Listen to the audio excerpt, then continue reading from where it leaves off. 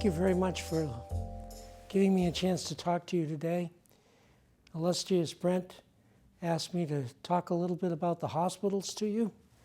I want to first tell you that you have some very good leaders here at Kora that are already good sources of information about the hospital in Springfield and the hospital in Boston. You have Timmy Luttrell, who was the chairman at Springfield for 2 years. He's now on the regular board. He can answer any questions you have about Springfield. And behind him is Noble Morgan, who can also answer questions. In Boston, you have illustrious John Gailey, who is well versed about what's going on in Boston. You also have David Sapphire, who's sitting there. And you have Charlie Bonney, who's sitting as an associate member. So they can answer questions specifically about Boston and Springfield. But Brent asked me as a trustee of the entire system to give you a little bit more of a flavor for what's happening around the entire system. I want to start by telling you a very little bit about how the joint boards work. Traditionally, there was supposed to be 10 trustees and 10 imperial officers. Okay?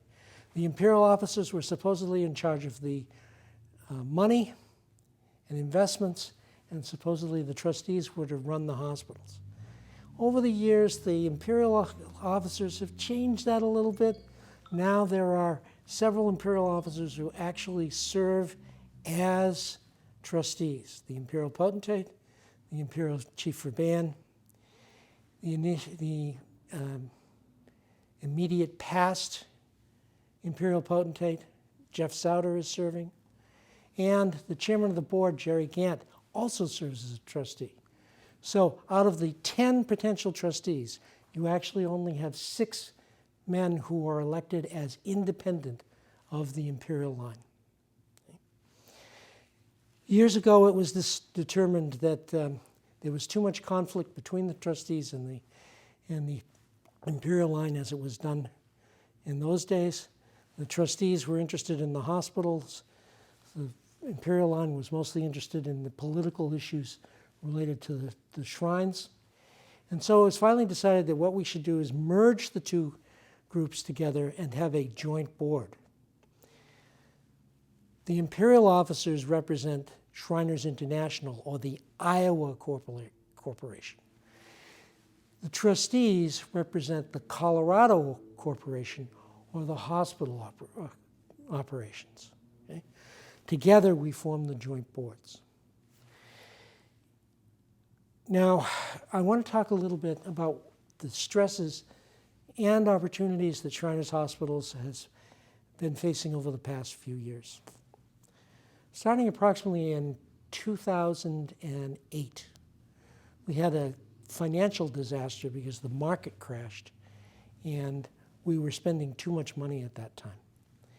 And there was a reconsolidation and there was a real problem with money. I am happy to tell you that right now that is not the case. And one of the things that has there are two things that have made a critical difference. One is that we are now accepting third-party pay for children that have good insurance. The other thing that's happened is that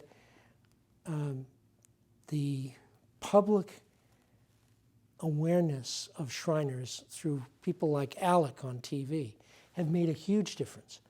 Last year, I think we raised $150 million through the Shriners ads. Okay. In addition, we collected another $150 million from the collection of patient revenue. Okay. Plus, we had the income from our investments, which was another $400 million. And with that, that has deferred a lot of the sucking of the endowment that has been traditionally happening. So this year, we are going to have a $1 billion budget for our hospitals. Now, traditionally, you are used to thinking of 22 hospitals, but we are rearranging the hospitals, And we are downsizing the hospitals, and now there are 21. We'll start with what's happening in Houston and Galveston. Typical of what's been happening around the system, when Medicaid came in, the orthopedic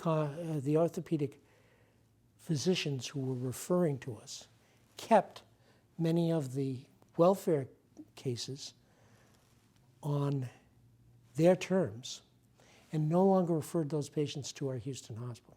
So the number of patients in the hospital declined. In addition, we were doing more and more and more outpatient procedures and keeping these kids less and less in the hospital.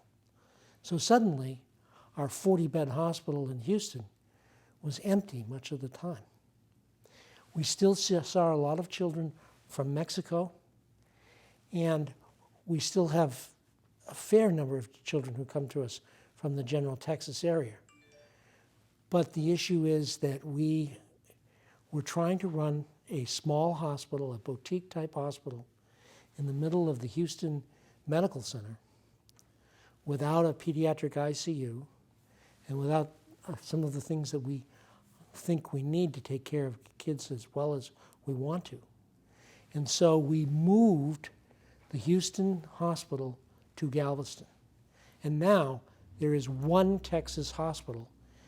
It is the Shriners Hospital, Texas now.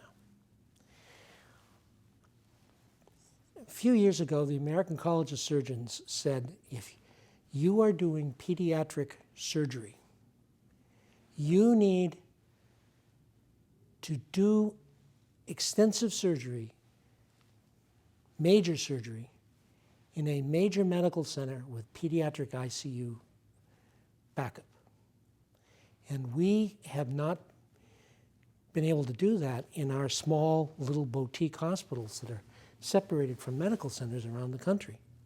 This has been a problem in Spokane. This was a problem in Minneapolis. It's a problem in, I'm blocking. It's been a problem in Springfield, and it's been a problem in Louisiana for us. So our answer to this problem is to try to consolidate what we're doing, do mostly outpatient in our hospitals, do outpatient surgery in our hospitals, and move the major cases to major medical centers close by. And so as you might imagine, if you have a 30-bed hospital and now you have fewer and fewer children who are staying and fewer children who are coming, and you're taking the major cases and sending them away to another hospital, the number of patients you have is going down and down and down. And show a video.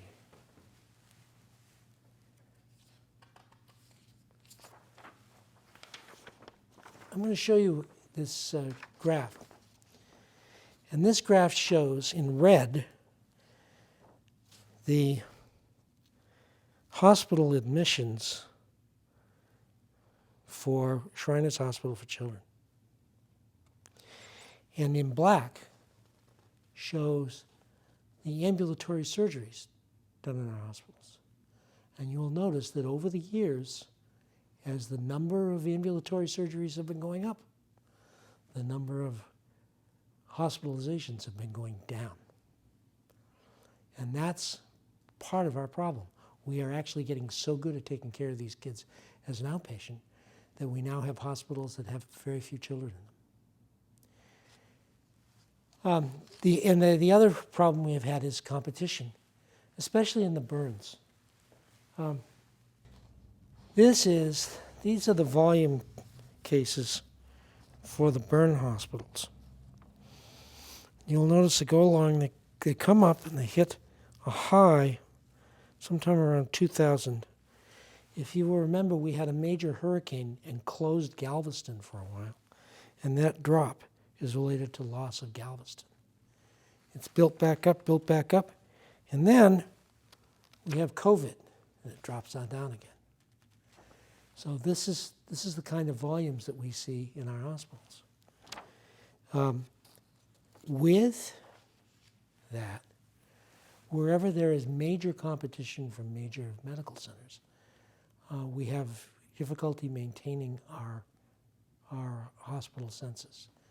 In Cincinnati, we wound up having approximately a 40-bed hospital that was empty much of the time. And so the University of Cincinnati stopped really supporting us much, and our one physician there was doing less and less surgery because of competition in Cincinnati and in Cleveland, where there's a major burn center. We were given the opportunity by the Shriners in Dayton, Ohio, to come to Dayton, and they opened up a dialogue between Dayton Children's Hospital and the Joint Board and the board in Cincinnati. And it was decided to move our Cincinnati hospital to Dayton as part of the Dayton Children's Hospital. And what we now have is we lease an entire floor in Dayton, and that is Shriners Hospitals for Burns, Dayton. And we're now Shriners Hospitals for Children, Ohio. So these trends with more and more outpatients, more competition, have affected our system throughout the country. But I have to tell you, I think this is a positive thing. We are seeing major changes. We're streamlining, we're downsizing, and we're making the appropriate changes to continue to take care of these kids. And the mantra, if you will, of the joint boards is more kids in more places at less expense. We've redone the hospital in Minneapolis. It's now a clinic. The children go to Gillette Children's Hospital, an outstanding hospital for their surgeries. Okay. We have downsized Erie to a clinic. We are working on changing the model in Springfield. The hospital that I am liaison to, Lexington, has already made the transition from a boutique-type hospital in a nice little area outside of town to an integral part of the Kentucky Medical Center, where they're connected by a sky bridge. Orthopedic surgeons go back and forth all the time, and they are totally integrated into the university there. And that's the kind of model that we want to try to move to with our physicians all around the system. I think that gives you a feeling for what we're doing with the hospitals. If you have any questions, I will provide my phone number to the Imperial Sir, the Illustrious Sir, and feel free to call me about any issues that you have about the Shriners Hospitals in general. Thank you very much for a chance to talk to you.